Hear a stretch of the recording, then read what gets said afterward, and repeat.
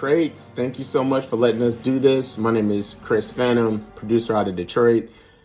Did an album with a really dope drummer out of Calgary, Alberta, named Carson Gant. Album is Museum, and you guys are premiering it, so I appreciate that. Hey, my name's Carson Gant. I play drums on this record.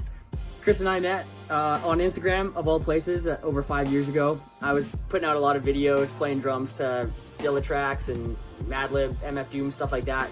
And if there was ever a little section where it was just drums, he would rip it and then make a beat with it and send it to me.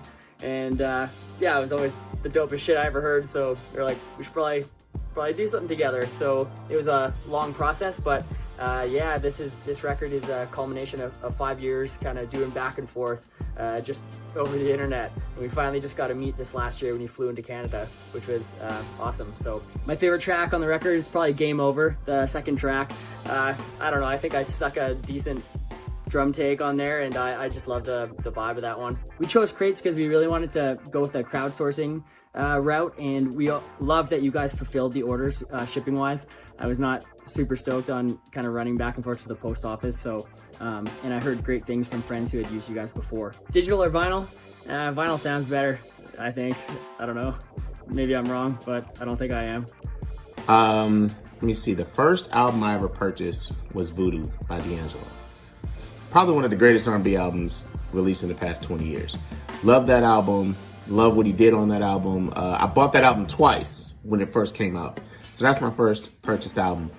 This one's kind of nuts, actually, because Chris and I were talking about this, and Voodoo was the first record I ever bought too. So we freakishly have the exact same first record, and I still love that record to death.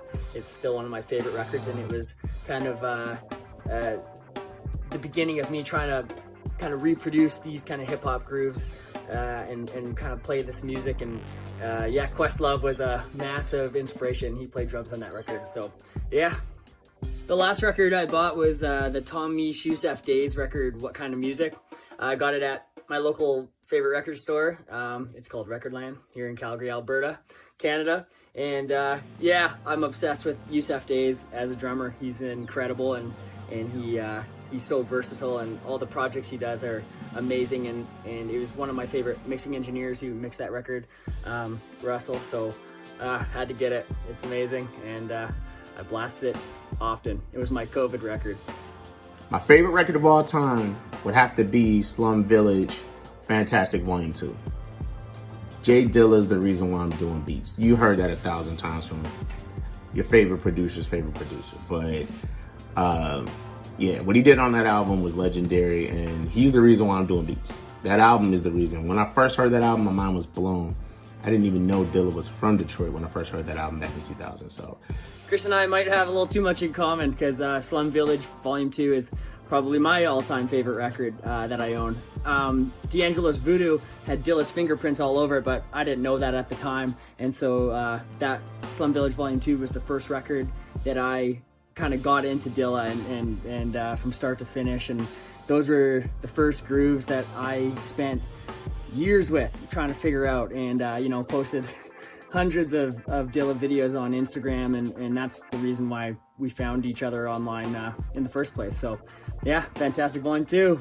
NERD, In Search Of, really inspired a lot of Museum because of the live instrumentation. People don't know that NERD's album In Search Of had two versions. It had a studio version, and it had a live instrumentation version. I've heard the studio version first before they put the live band Spy Mob in it, and it inspired me to make sure that this album had that amazing live feel, which is where Carson comes in, because he's a master drummer and he's a master percussionist too. So for sure, In Search Of inspired it. And the album art, I probably have to give a lot of that due to Intervisions from Stevie Wonder. Intervisions album from Stevie Wonder definitely inspired a lot of the art that we put together for Museum. If you look at the cover of Intervisions, you look and you see different shapes and different schemes that were molded into a unified vision. of, you know, not only the greatness of the album, but kind of takes you away a bit where it's more abstract. So I would think that that would be the reason why we, you know, chose that album art. But I hope you enjoyed this. Thank you again, Qrates, and we look forward to doing more with you. My favorite record store is, Recordland here in Calgary, Alberta, Canada. As I said before, it's the best. They're always bringing in deep cuts, and they just got walls and walls of the best shit. They got jazz records for days and a bunch of old school funk and soul and everything, metal, reggae. They got a killer reggae section. Yeah, it's awesome, and I go there often.